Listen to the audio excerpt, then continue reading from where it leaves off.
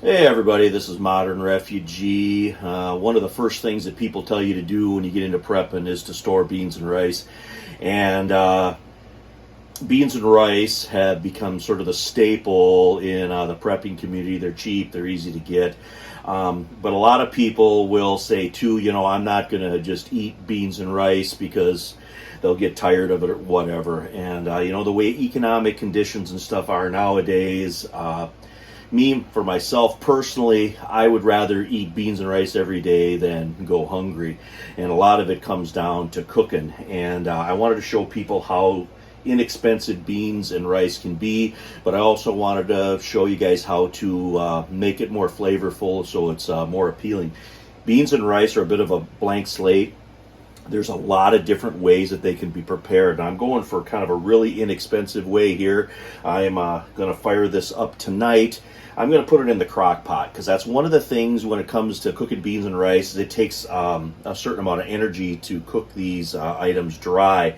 And, the cowboys did it on the trail with the old cast iron Dutch oven, basically on the fire pit all day long. And I think that the most economical way, sort of the modern way to make beans, is in the crock pot.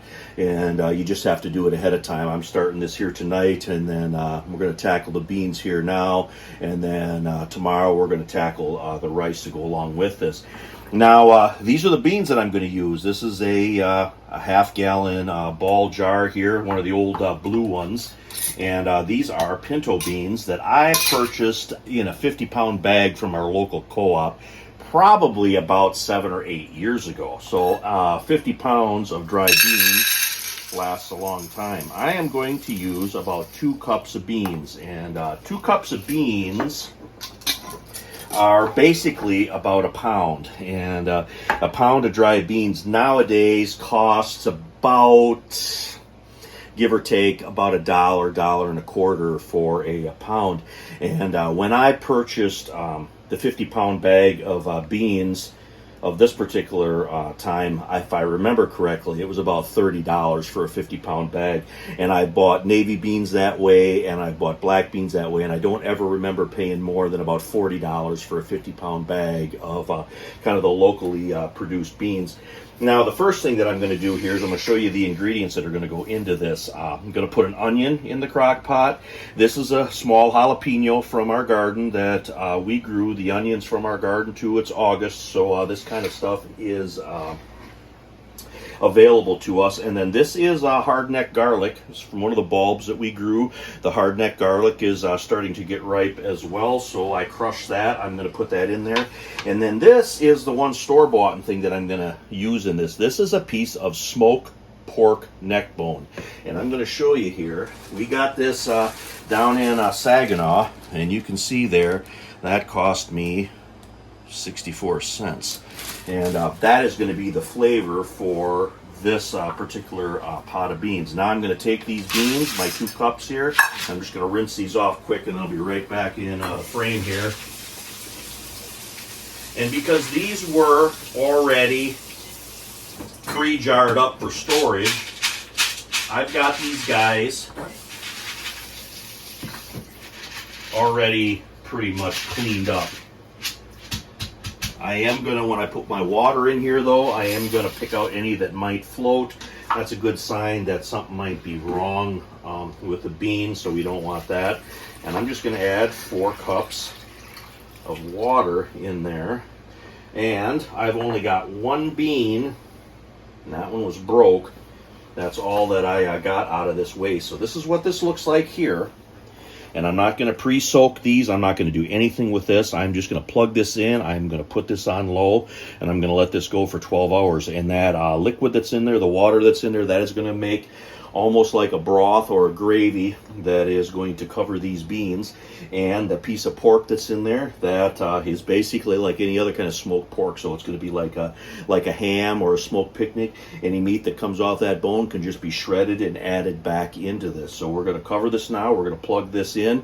We're going to let it go all night, and we're going to come back, check it first thing in the morning, and then we're going to get started on the rice, and we'll show you guys how to make the rice, one of the many different ways to make rice, but make some basic rice to go along with this. So you can have beans and rice. You guys stick around. Hey everybody, it is morning. The beans have been cooking all night. I did this about 9:30 last night. It is 10 o'clock here this morning, so these have been in a good 12 hours. The only thing that I did to this in the middle of the night, I added about 2 more cups of water to this. So the total amount was about 6 cups of water that I went in here, and I want to show you guys this. I just unplugged this, and it smells actually amazing. You get a little bit of smoke aroma from that little piece of smoked neck meat that was in there. You can see those guys are simmering, and I am actually going to try a couple of these beans here for you guys, and then we're going to put the rice together.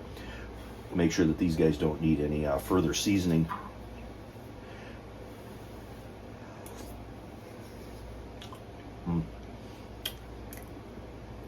Perfectly creamy. They got a really good flavor, even though we didn't really add any salt or anything to this.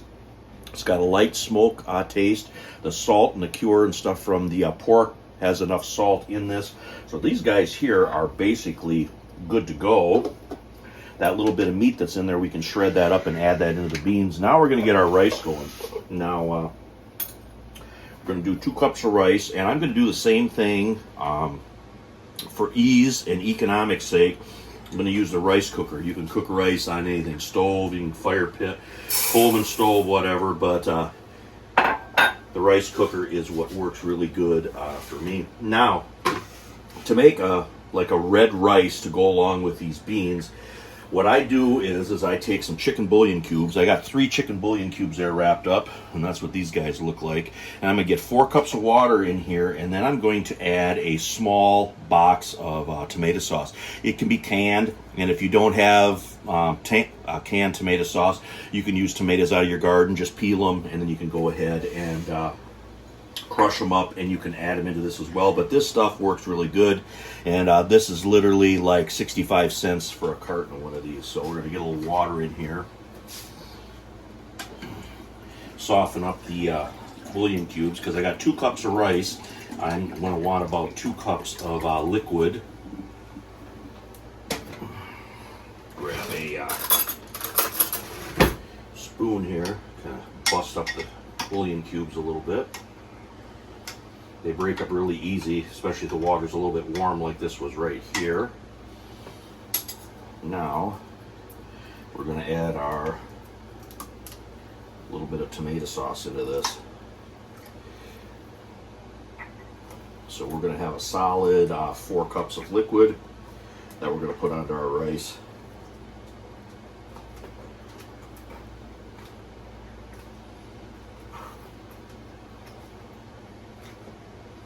Okay, that is that. This over here.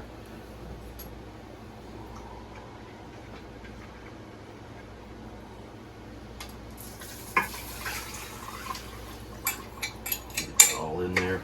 Give this a good stir through. You can see there what that looks like.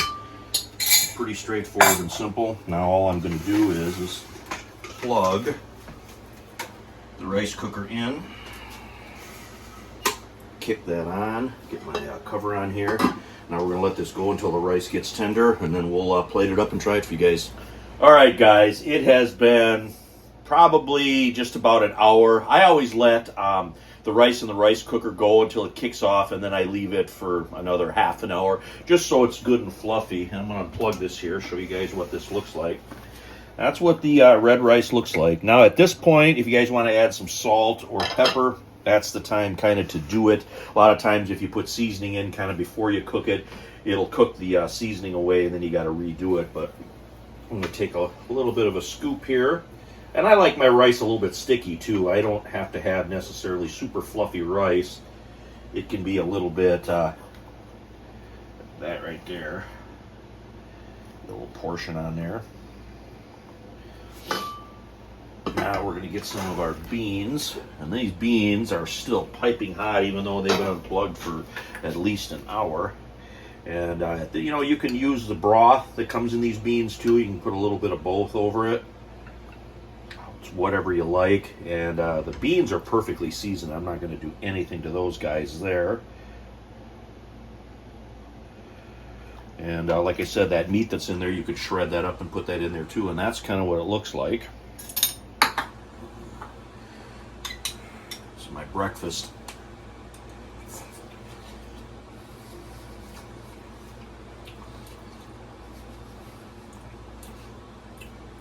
And the combination of the two actually tastes really good. You got the kind of the fluffiness of the rice. You got the smoky and the texture of the beans.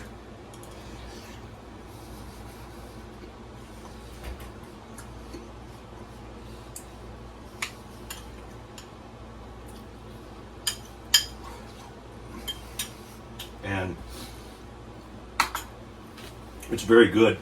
Now with the beans and the rice, this is just one way to make these. You could add literally anything into these beans. You could put ham, you could put Spam, you could put sausage, you could probably put canned chicken into this.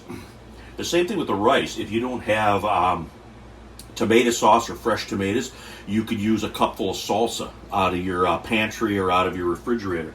It's literally limitless. I mean, the rice, you could just do chicken broth and garlic. You could dice up an onion and throw that into the rice when it's cooking with broth. Like I said, there's just a million different ways to make this. It's sort of whatever flavors you like. Start there and then work your way through. But rice and beans can keep you going. They can. It's a survival food, but it's also economical. And in this economic climate, inexpensive meals are something that people could benefit from. So I wanted to do this video here. Everybody talks about beans and rice, but I haven't done a beans and rice video, and I want to do one for you guys. But anyway, this is Modern Refugee. Appreciate all my subscribers out there. Hope you guys always get some information, some entertainment out of my videos here. I'm just going to keep eating my beans and rice for my breakfast, and you guys have a good one.